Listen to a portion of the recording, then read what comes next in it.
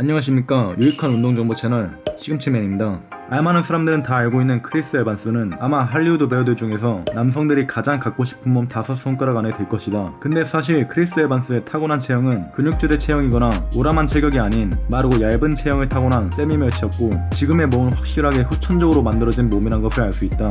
자, 그럼 크리스 에반스의 몸 만들기 비결을 이야기하기에 앞서서 이 사진들은 크리스의 몸 변화를 연도별로 구분한 사진들이니 한번 보고 가자. 1997년 크리스는 그때 당시 한국 나이로 18세였고 영상에서 보이는 그의 모습은 매우 여리여리하고 소녀 같은 체형을 갖고 있다. 이로부와 그는 성인이 되기 전 웨이트 트레이닝을 접하지 못했던 걸로 추정되고, 이 당시의 크리스를 지금의 그와 비교해보면 우리들도 꾸준히 노력하면 그와 똑같이 해낼 수 있다는 희망을 갖게 된다. 그 후 그는 2000년도에 보다시피 멸치라고 부르기도 좀 그렇고 그렇다고 벌키한 체형도 아닌 그저 헬스장 두세 달 정도만 다니면 나올만한 몸을 갖고 있었다. 이 철창 사이에 비치는 가슴의 밑선 라인이 약간 보이는 것으로 보아 이때부터 이미 운동을 하고 있던 상태였던 걸로 추정된다. 그리고 1년이 지난 2001년 그의 가슴은 한층 더 선이 선명해졌으며 1년 전에 비해 확실히 팔과 어깨, 가슴, 승모 등 전체적으로 벌키한 느낌이 들고 근육의 사이즈들이 커진 것을 확인할 수 있다. 또다시 2년이 지난 후 2003년도와 2004년도의 사진들을 봤을 때 2001년도에 비하면 몸이 전체적으로 약간 도톰해진 듯한 느낌이 들지만 이게 근육량으로 인한 건지 체지방으로 인한 건지 사실 구분이 잘 안 간다. 아마도 이 시기에는 운동을 열심히 한 건지 안 한 건지 모르겠지만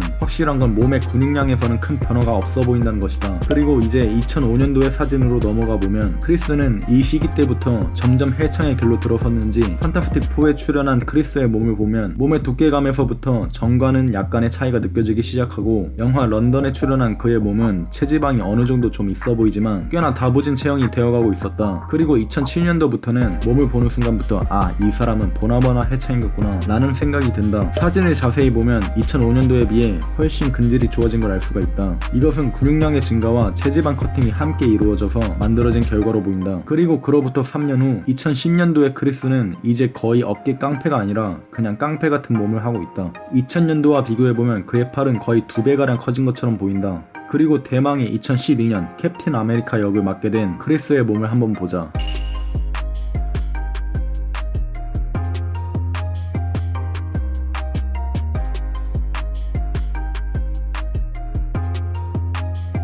진짜 한마디로 지렸다. 전과는 비교도 안되게 커진 벌크와 뼈 부러진 어깨는 많은 남성들의 워너비가 되기에 충분하고, 크리스는 이때부터 진짜 슈퍼히어로 같은 몸을 갖게 되었다. 그리고 이때부터 그의 몸 전성기가 시작되었고, 크리스는 이 몸을 2018년 인피니티 워 때도 그대로 보여주었다. 자료들을 살펴보았을 때 그는 캡틴 아메리카 때부터 제대로 벌크업을 성공했다는 것을 알 수 있고, 이제부터는 과연 어떻게 운동했길래 저 정도로 성공적인 벌크업을 한 건지 알아보자. 하지만 그 전에 한 가지 알아야 할 사실이 있는데, 아마 크리스가 약물로 몸을 만들었을지도 모른다고 생각하는 시청자분들이 있을 수도 있다. 하지만 그건 크리스 본인밖에 모르는 사실이고, 사실상 그의 운동 경력은 운동을 처음 시작한 게 2000년도라고 치더라도 캡틴 아메리카 당시 기준으로 보면 무려 12년의 운동 경력이다. 애초에 크리스는 183cm의 키에 얼굴도 작고 쇄골도 길고 프레임도 좋은 편으로 보이는데, 이 정도 타고난 프레임에 헐리우드 트레이너들과 영양사들이 붙어서 약 10여 년간 운동을 진행했고, 오랜 기간 동안 꾸준히 발달하는 몸의 상태로 보아 내추럴로도 충분히 가능한 일일 수 있기 때문에